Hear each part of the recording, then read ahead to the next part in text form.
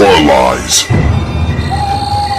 Hey guys, Rob from Georgia here with you. I'm your Wednesday evening host here at BodyBags. It is week 386. It is random week. It is the week that precedes theme week, which is Scream Queen. And I have to tell you, the lineup looks freaking outstanding.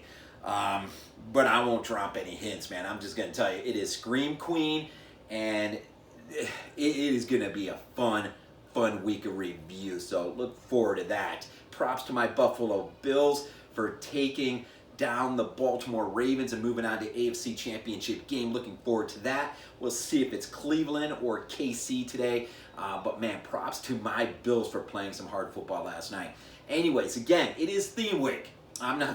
Next week is theme week. This week's random week. And this week, I have another film where the set screen lasts for 2 seconds and the movie begins. And I don't want to run into that trouble again, so I just left it off. But I am running with Poltergeist from 1982, a Tobe Hooper / Steven Spielberg production here, of course.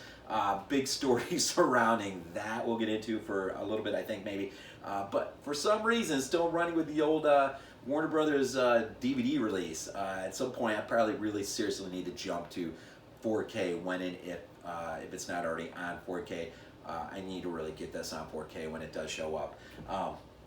But revisiting it the last night or the other night, I first of all, I couldn't even begin to fathom how it is that over 6 years, over 2,100 films reviewed in BodyBags, 30-some reviewers, getting closer to 400 weeks, no one has ever reviewed Poltergeist. And I'm really kind of hoping it's not the whole curse thing, because here I am about to review it. So we'll see there. But anyhow, what an absolutely bygone classic film from the early 80s. My favorite year, 1982. And as I alluded to, of course, this is a Tobe Hooper / Steven Spielberg. Spielberg picked up writing credits, both screenplay and story. Tobe, of course, directed it. Of course, Jerry Goldsmith, man, what an absolutely outstanding score to this film. One of his best. I mean, you think of Alien, you think of Psycho 2, even Outland. I really dig that film. He really brought his A game to this film. The cinematographer's work, Matthew Leonetti. Man, could you imagine being him and getting caught between these two worlds? That of Hooper, a la Texas Chainsaw, and Steven Spielberg, a la Jaws or Raiders or any other one of the million films that he directed over the course of the last few decades. Of course, early on, though, in 82, for Leonetti, still Spielberg would have made his biggest splash with Jaws. And so just get to be working with those two guys, it does bring to mind, when you hear all the stories that swirl around this movie, was it all Spielberg's film? Was it Tobe's film? Was it a combination? How much was whose? It does really bring to mind 1951, The Thing from Another World, Howard Hawks' production, but Christian Nyby directs it, but there again is a lot of talk. Who had his hand on that thing the most? Same thing with this. It's interesting. And right from the opening frame, it just has Spielberg all over it. But as you get into the film and the more terrifying aspects, it really does show, Hooper's, maybe just minor glimpses looking back, to, the Texas days and Eaten Alive. And I just think it's a perfect storm. However this whole thing went down, I freaking love this movie. I've always loved this freaking movie. This movie was, man, a staple in my house. This was a movie amongst the many movies, but it was a movie that, as a family, we all gather around that old 25-inch console TV. Seems so prehistoric now compared to what we, watch things on, and even bigger than this. But like, Wizard of Oz would annually come on TV, and even Halloween, man, would come around Halloween season, the big Monday night at the movies, when Poltergeist, hit and then eventually hit VHS. As a family, whether it was thrown in that VHS or maybe it was on HBO or something, and my parents had, of course, recorded it, we probably had the biggest catalog of movies filling up the old VHS tapes. There'd be anywhere from 3 to 5 movies on any given VHS tape. But this was a big movie for my family, man. This was an important movie that just really commanded attention as a family to gather around. It's interesting, and I mentioned the cinematographer Leonetti. He would the same year in '82. It was so funny. After working on this, he also shot Fast Times at Ridgemont High, but he did some action too, like Commando and Hard to Kill.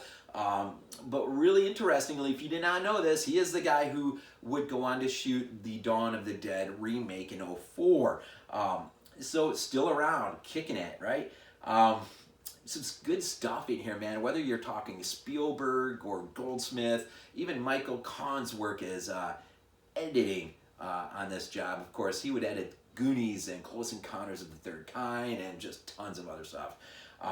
This is, I think, more than anything, in spite of the negatives that surround this film in terms of the deaths that would occur shortly thereafter this film would hit, whether it's young Heather O'Rourke or even Dominique Dunne. James Karen has even left us, and I think, well, actually just not too long ago in 2018. Of course, James Karen, the cast is phenomenal, man. Craig T. Nelson is the father of the Freeling family, and Diane, his wife, played by JoBeth Williams, and of course Dominique Dunne as the older teenage daughter of theirs, and Oliver Robbins as the young boy Robbie. Heather O'Rourke, of course, Carol Ann, and I mentioned already James Karen as Steve's boss, the real estate agency that he works at. And I don't know how much I really need to go into this. Everyone, I'm sure, has seen Poltergeist more times than they can remember.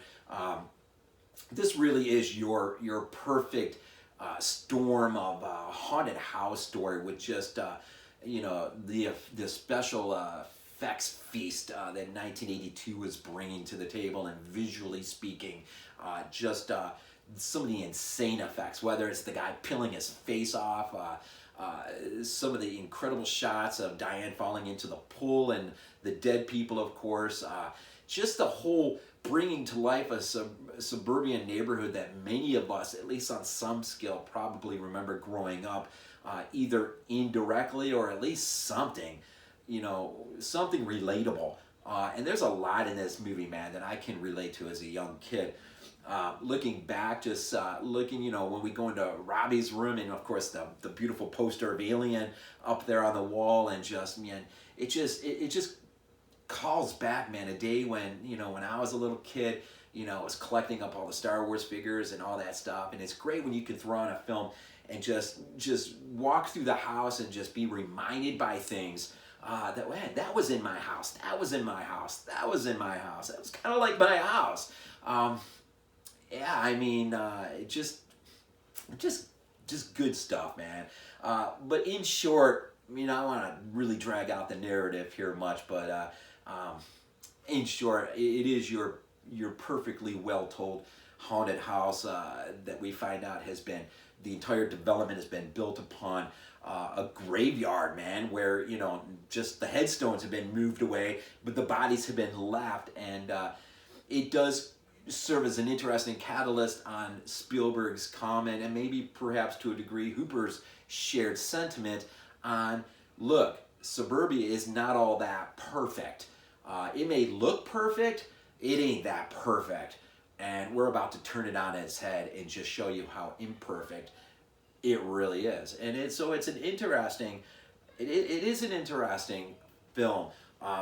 Really at the center of this film, really, you have this evil entity from the other side that somehow is breaking through in a Lovecraftian way into this world, and is able to pluck this little girl, Carol Ann, out of their house via, through some portal through in the home, in her room, in the closet.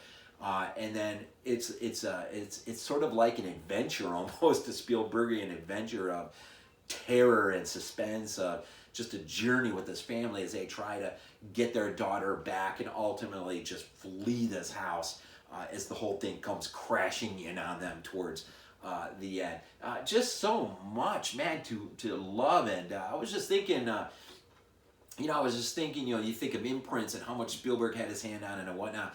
And I do find it interesting, in the opening frames, or the opening framing shots of the scenes of Jaws, right before our first victim is about to be pulled under, her last words are, something to the effect of, "Please God, help me." And yet there is no help for her as a character. She is pulled under, and of course, eaten. It will be the beginning of a terrible journey this town will take, and not so much different in a way than the journey that this family will take as a result of all the shortcuts that this guy who's in charge of this real estate agency, development, whatever, has taken, and that will all backfire and be very consequential to the people who, live there blindly, not thinking anything is wrong or has been done that was wrong. But I think about that line that she delivers as she's being pulled under the water, and I think towards the end, though, if it's maybe a ray of hope, when Diane is trying to pull her two children at the very end, heading towards the climax, as she's pulling her two children out of the room from being sucked back into this porthole, she similarly has this, last gasp of, "Please God, help." And in this case, we do have, an ending that just seems to be, a resolution of sorts of just getting this family out of this house and away from this house. Now, of course, that's not, taking in consideration the sequels that will come, but if you take the film as its own film, they're able to get out of there. And so I just find little things like that sometimes. I'll just play around in my mind and just wonder, what was Spielberg really trying to get across there? Anyways, Poltergeist, man. Not sure what else to say, man. I think I'll just sort of, it is, if you haven't seen the original Poltergeist in a while, man, this is one of those movies that just needs to be popped in from time to time and just reminded just how great this film was. And maybe with a special eye towards, man, I wonder what scenes in particular Tobe really had his hands on, and what scenes were really most influenced by Spielberg. And I think it's not terribly too difficult, but it is an interesting experiment, and one that's, again, not so terribly different from The Thing from Another World, which is interesting. We have probably a few of these films out there floating around, and the questions will always be asked forevermore. So Poltergeist from 1982, just a little bit of a rambling here, and just props to Tobe, as God rest his soul as well. Maybe the greatest little moment of success in terms of mainstream he ever had, just being part of this, and I'm sure he probably didn't get too caught up with all the, is this your movie, his movie kind of thing. The fact is, he was part of an incredible moment in time that I think probably made its way into most families' homes back in the early 80s, if not into the theaters to check it out. Poltergeist, man, it's close to a perfect film. I absolutely love this film, man, and not just for nostalgia, but I think it really holds up today. So Poltergeist, man, what'd you think? When's the last time you saw it? Do you love it as much as me? So anyways, football's about to come on, and we're about to see who's going to play my Buffalo Bills in the AFC title game.